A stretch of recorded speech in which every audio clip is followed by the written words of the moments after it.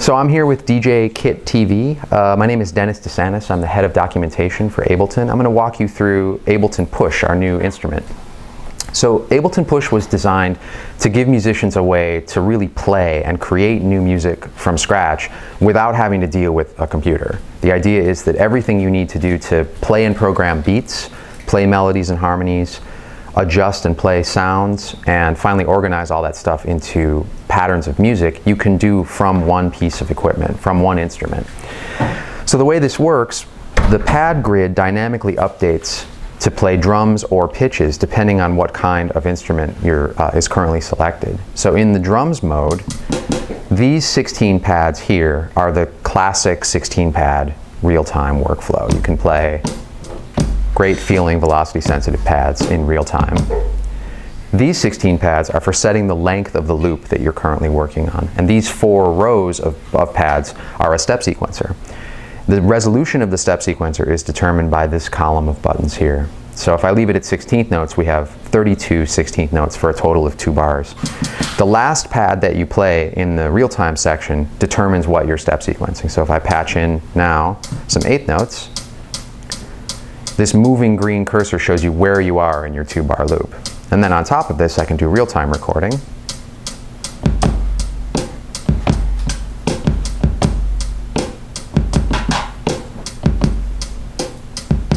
So it's a little sloppy. I can quantize that. I'll hold down the quantize button, set this to somewhere in the 70s so I can quantize a little bit of the way. So now I've adjusted some of the quantization and I'll punch out of recording. So in addition to real-time playing and step sequencing, we have note repeat. So if I press this repeat button, if I hold down a pad, it now repeats at the value determined by this column of buttons here. And you'll notice these pads are pressure sensitive as well as velocity sensitive. So as I lean in, they get louder. And I'll record this with a little bit of swing.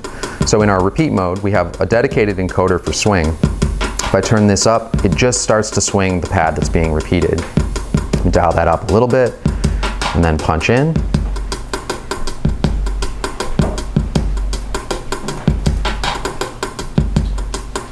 And punch out. So real-time playing and recording, step sequencing, and repeat mode recording all in the same time from the same grid of pads.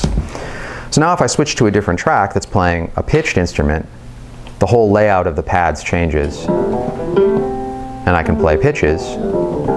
So to talk about how we deal with pitch on this instrument, there's sort of 2 fundamental modes that we can play notes with. One is this in-key mode, where the only notes that are on the pad grid are in the key that we're currently in. And then we have a chromatic mode, where you could say the whole of the piano keyboard is kind of collapsed into this pad grid. So in the chromatic mode, the lit pads tell you the notes that are in this scale. The blue pads are the root, and here we're in C major. The white pads are the other notes in the scale, and the unlit pads are the non-diatonic notes. So in C major, these are the black keys on the piano. So if I move to the right, I'm moving in half steps. If I play up, I'm moving in fourths, right? So what's interesting about this, if I play a really chromatic melody, so like the head to giant steps, for example.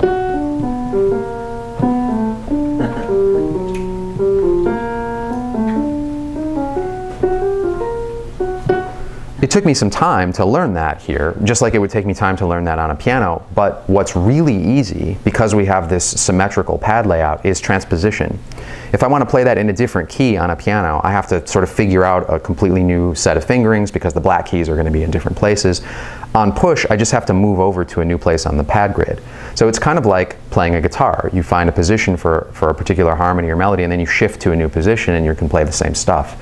So to play that a whole step higher, I just move over 2 pads and play exactly the same pattern.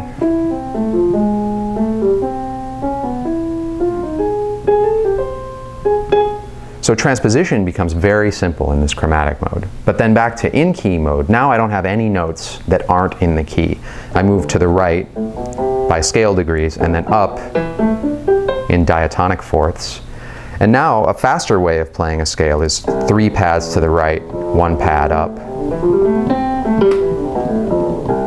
which is also the same fingering for any other scale. If I just change keys here from C major to E Lydian, It's exactly the same fingering pattern. I'll move back to C major now. To play triads, it's just this fingering, but it's the same fingering everywhere on the grid. So just by, you find a position for a particular sound, and then you move that position around on the grid to duplicate that sound everywhere. What else is great about this in-key mode is that because we're building in fourths up, playing kind of jazz harmony built in fourths is really easy. I don't have to find new voicings, I just shift positions. So I find that as I play this thing for longer and longer, I'm getting better at it, just like I would with any other instrument. Okay, so that's how we play melodies and harmonies. Let me get a new sound here. I press the browse button to enter our browse mode, and now these encoders and the display turn into a browser. So I can dial in, let's say I want to find a new synthesizer sound, dial in something here, press the green button to load it, and now I'm playing the same notes as before, but with a completely different sound. I'll switch back to device mode, and now these encoders allow me to adjust parameters for the selected instrument. Now maybe I want to record some kind of pattern on top of the drum part that I had before, and I know that drum part was 2 bars long, so I'm going to set fixed length recording to 2 bars, and with that on, every new pattern that I record will be 2 bars long. So I just start playing back the drum part I had before, and when I'm ready I punch in,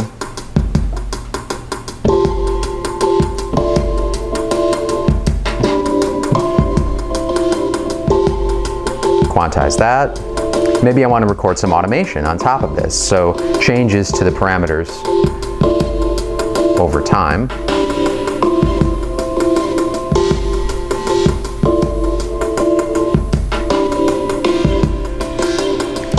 And when I let go and punch out, if I tap the top of these encoders, I can see the way the parameters are moving. The values are always displayed, but the scaling from 0 to 100% is shown when I touch the top of the encoder. So now I'll move to a different track that has a bass sound already on it and play and record that.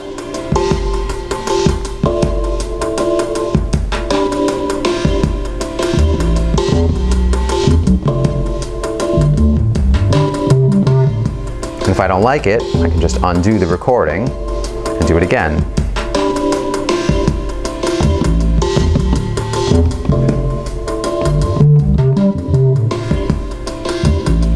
Quantize that, maybe record some automation on top of that.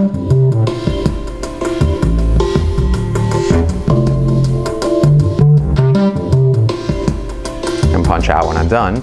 I could continue to create new patterns like this. I could duplicate the patterns that I already had. But now I'm going to move out of note mode and into session mode. And now you can think of the pad grid as kind of zoomed out. Instead of each pad representing a note, it represents the whole pattern that we recorded before. So if I press this pad, I've launched now the drum loop that I recorded, this pad to launch the bass line, or I can launch all of them together by pressing the scene launch button, and they wait until the beginning of the next bar. I could turn one off by hitting an empty slot. And now I can also mix, I can switch to a volumes mode.